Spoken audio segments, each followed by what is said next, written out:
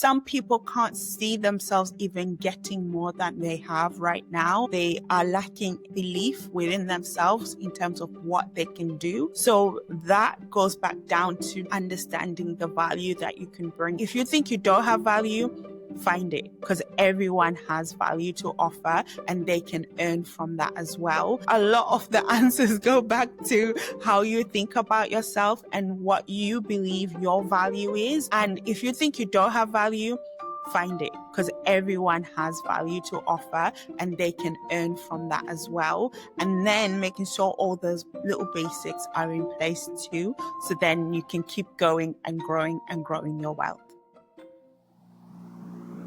1, 2, 3, 4. Hi everyone, welcome to another episode of HeartFull. Today I have a special guest. Her name is Arlyne. Arlyne is all about empowering individuals and communities to build a healthy relationship with money. She's also the founder of Roots to Froots, a financial wellness platform with valuable financial knowledge, resources, and guidance. Also, global top 50 women in accounting. Welcome to HeartFull. Arlyne, how are you doing? I'm good. Thank you so much for having me on this lovely podcast. I have a list of things that I want to say about you because you've just been doing amazing things. By the way, I met Arlyne last year at a networking event, and since then she's been like big sis to me. Absolutely loved getting to know you. Do you mind sharing a bit about yourself? Who are you and what do you do? Absolutely. So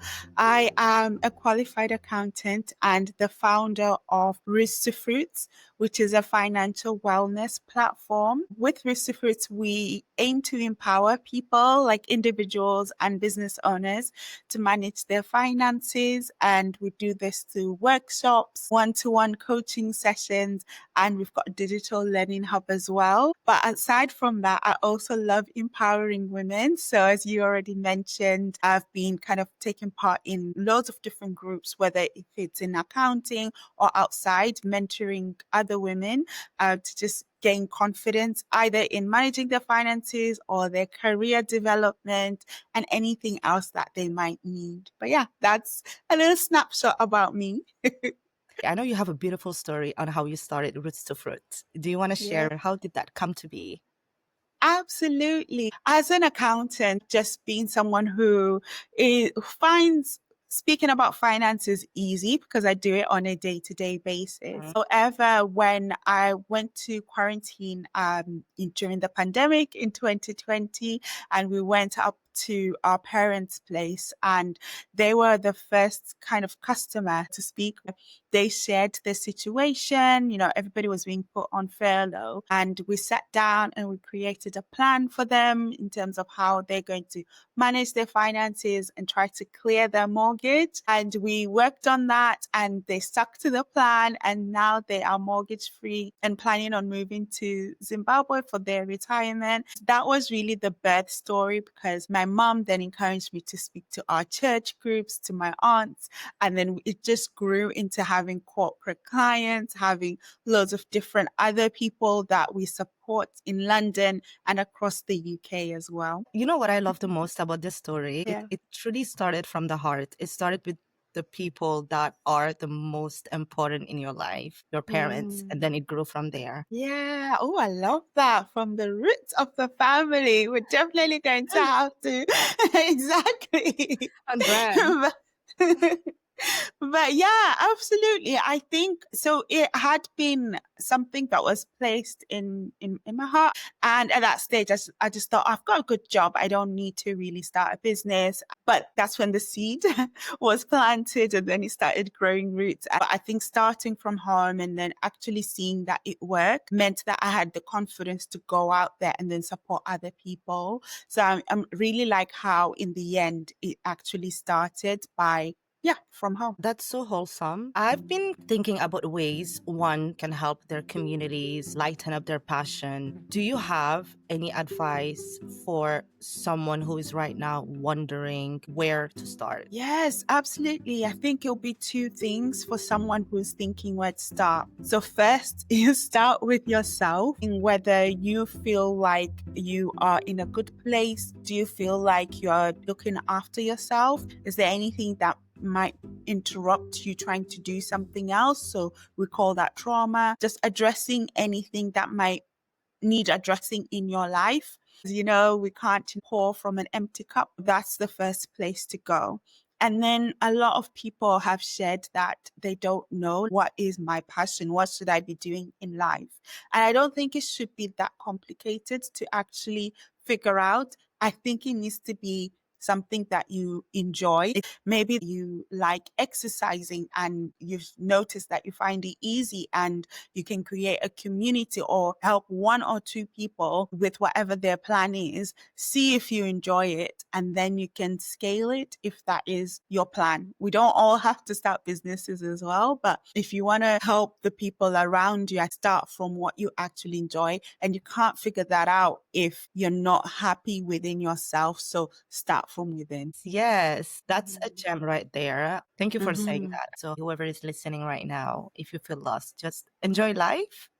Yes, exactly. Just simple things in your day to day, and then before you know it, it might magnify into something bigger. Yeah. We all are trying to search for more until you're like, oh, actually, I just need to be happy with walking in the park, and that's Exactly. okay. We put so much pressure Mm, on ourselves sometimes for no reason. We have it all mhm. there. One of the things that I wanted to talk about is imposter syndrome. I know that it has affected so many people. As founder, what are the things that helped you? And even right now, are you experiencing any sort of imposter syndrome? And if so, how do you battle that? Thinking about my journey, I went to university to study business and finance and went into the corporate world, which wasn't really easy to find my footing. It took me maybe 4 months after university to actually find a job role,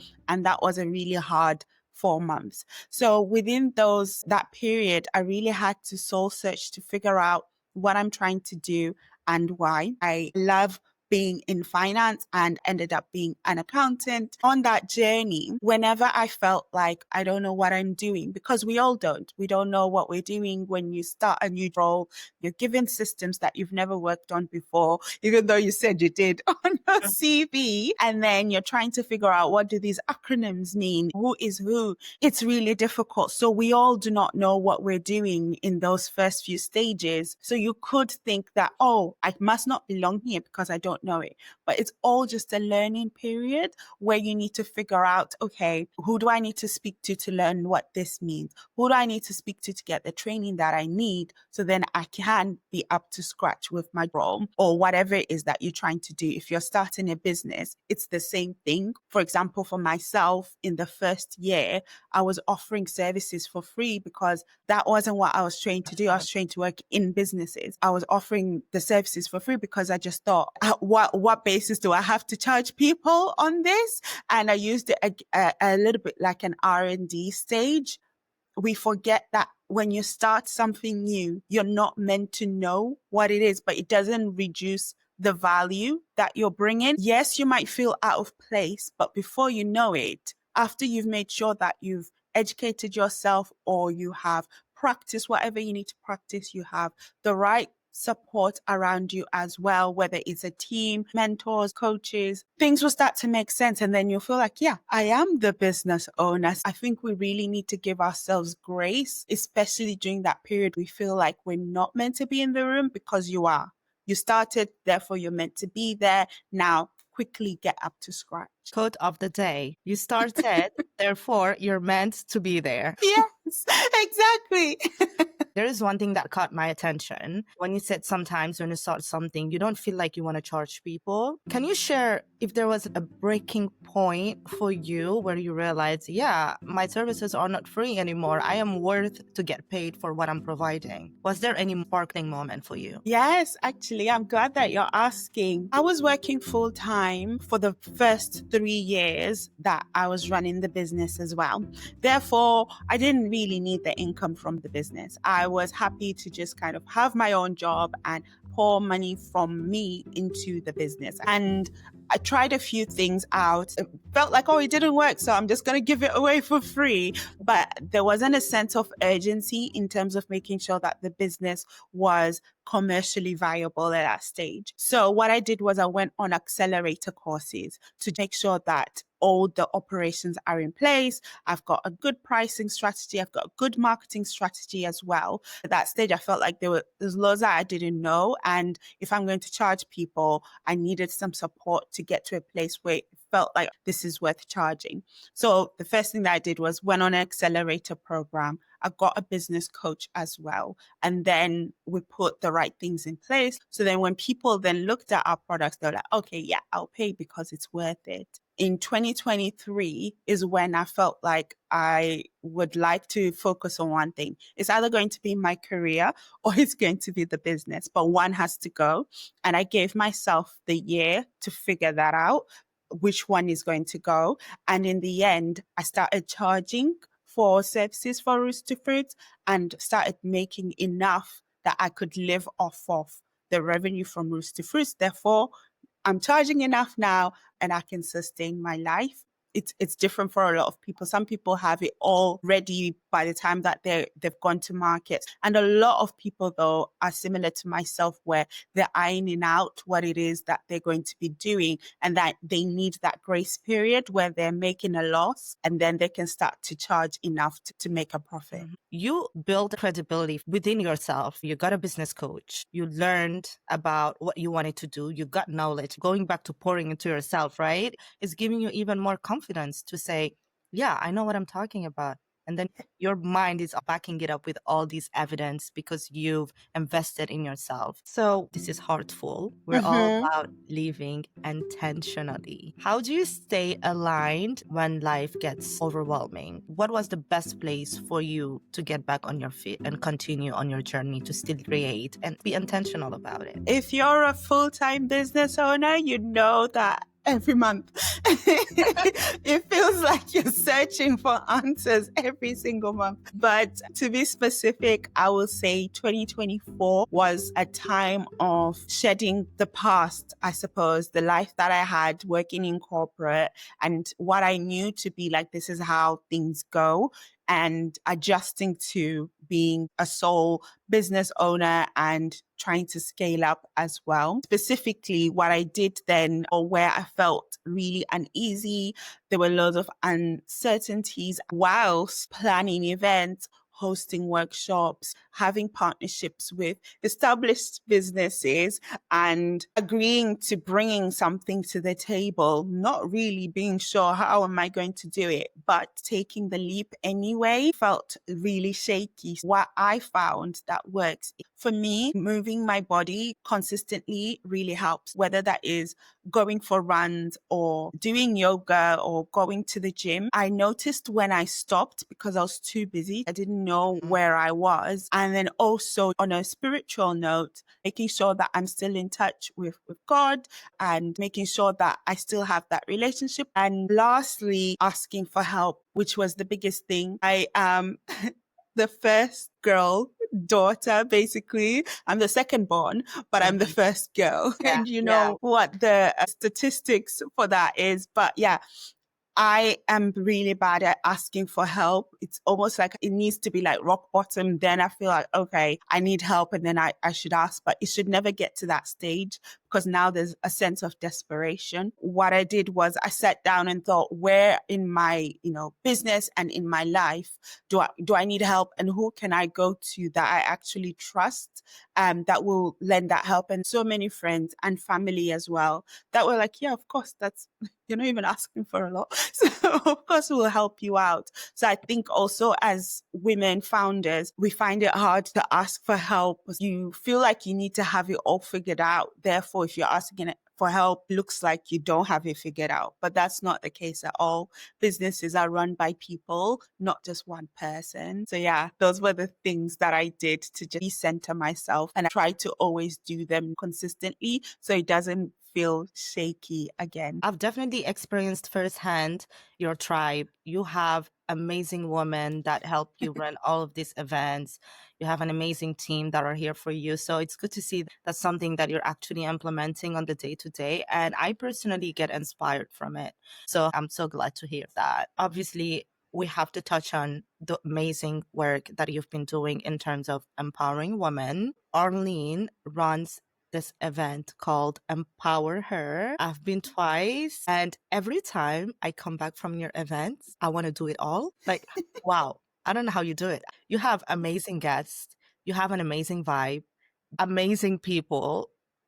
Just one word, amazing. If you're in London, I highly, highly recommend that you attend Empower Her. If you're a woman and men as well, right? You sometimes Men have should men. come as well. Yes. It's important for them to also be aware of everything that's happening in the space for women. It's just lifting us up even more. What was the pivotal moment that made you realize you wanted to empower women through financial literacy? And if I were to add also, you don't only do it through financial literacy, it goes even beyond that. Can you walk us through that moment that made you realize I'm going to make it happen? And how has that been for you?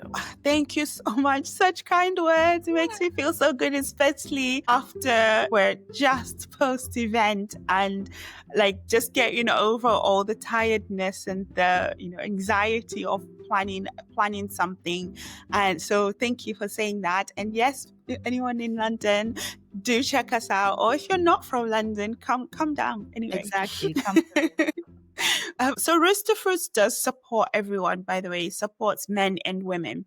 But we've got this massive International Women's Day event that really highlights the work that we're trying to do. So in how I grew up, my parents empowered us to look after ourselves. There was no doubt about it. Whether you're a girl or a boy, you're going to be able to survive in this world on your own. And they gave us everything, all the tools that we needed through education and everything else. So from home, I already knew that I can do whatever I put my mind to. My parents, especially my dad, was just like, I don't care what you do. I just hope that you're happy and safe and you can look after yourself. So when you have that as your foundation, then that means that I was, okay, I'm secure. And I was lucky enough to have a good career working in different organizations, had a great time, had really great connections as well, which meant that I had confidence within myself and I wanted to pass that on. I used to have mentors when I first started throughout my career,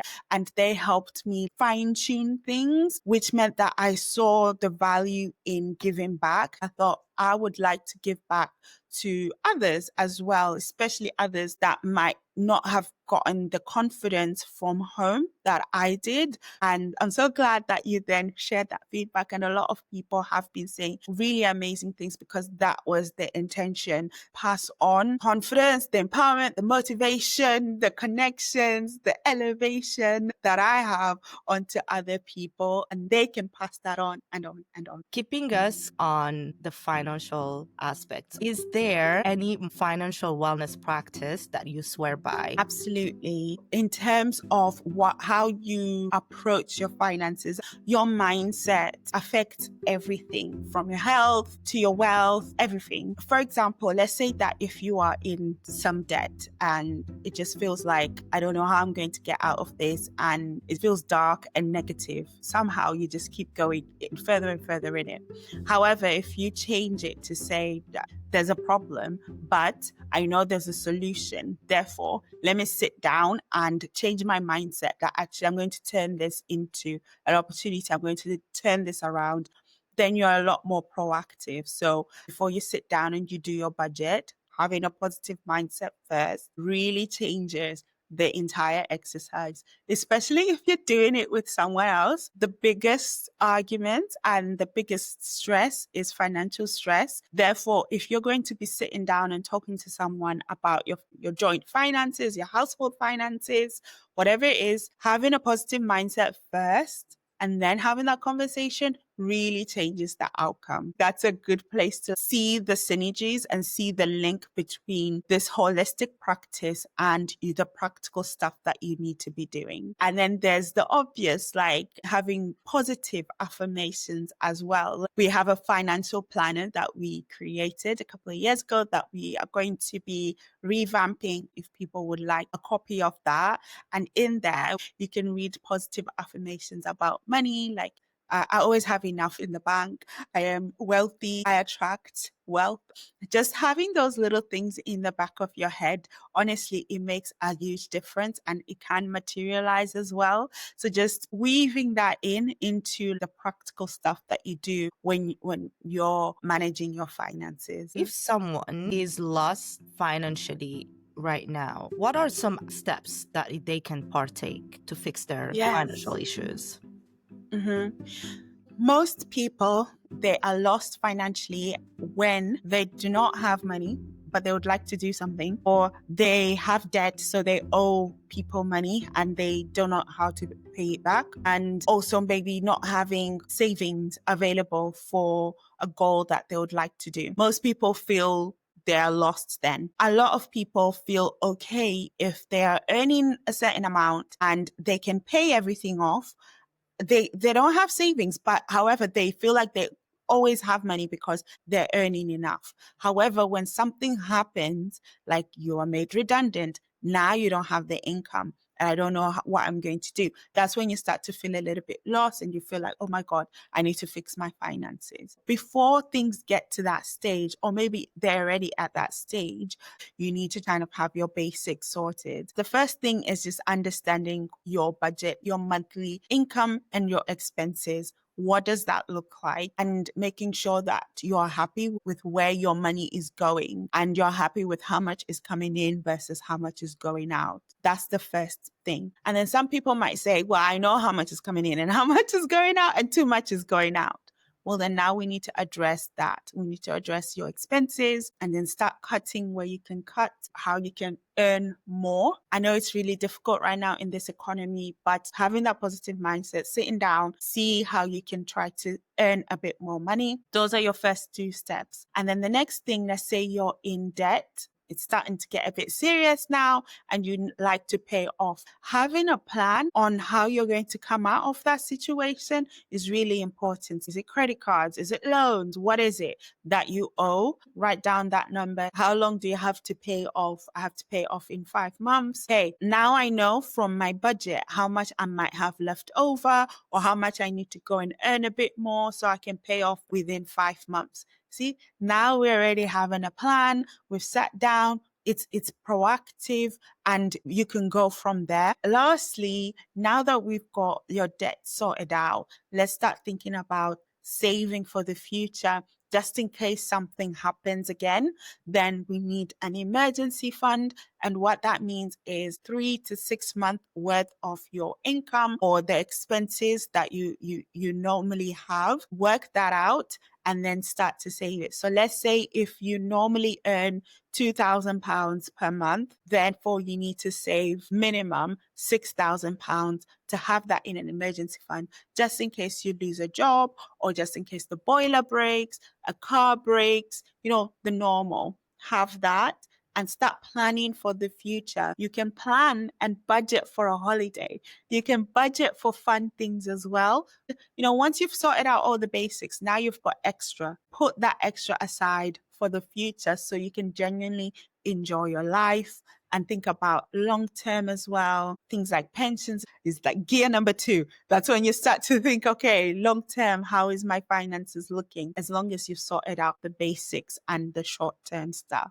That's how I would advise someone to start and having a positive mindset, or come to us. If you feel like I actually still feel like I don't know, then just reach out to Roots to Fruits and then someone in the team will help you out in creating a plan. Definitely check out their services. I will link your website and any other relevant sources. Now, some people definitely have financial difficulties in terms of getting back on track. That's helpful. We also have people who have a scarcity mindset. They have the money, but they have a fear of spending their money. As a financial coach and someone who is specialized in financial wellness, I think it's important to specify that. We see a lot of financial coaches out there. They're doing a great job. But one thing that is differentiating you is you're really focusing on wellness. How do you help clients shift from a scarcity mindset to an abundance mindset?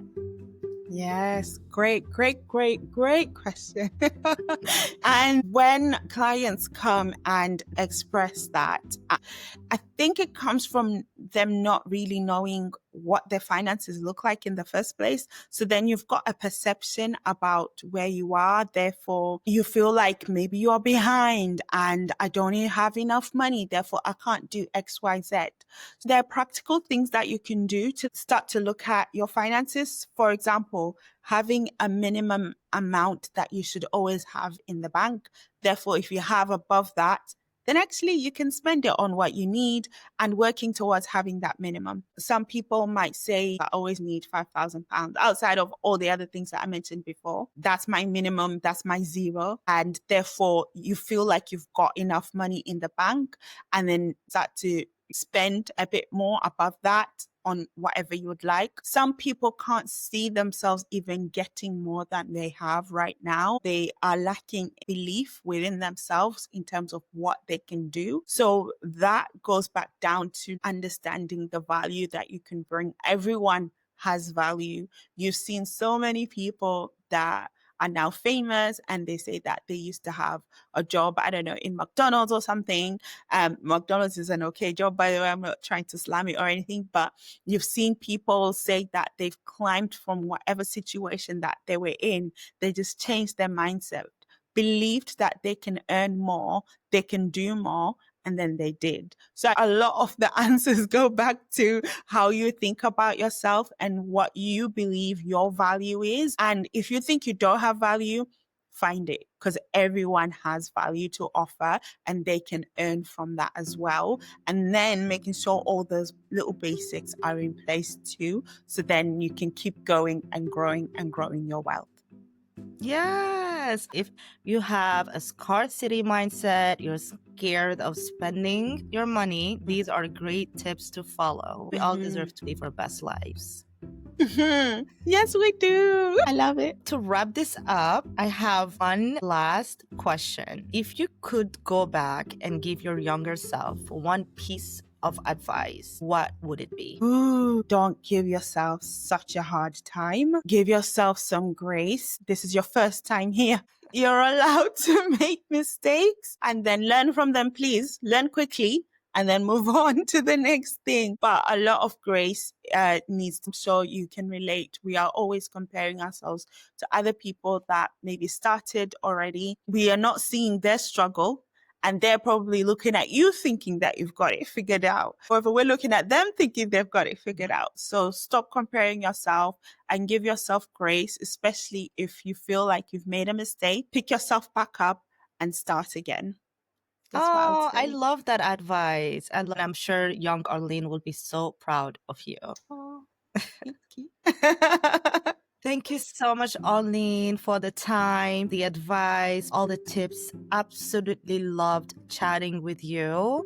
I've learned so much. Yeah, thank you so much. This has been great.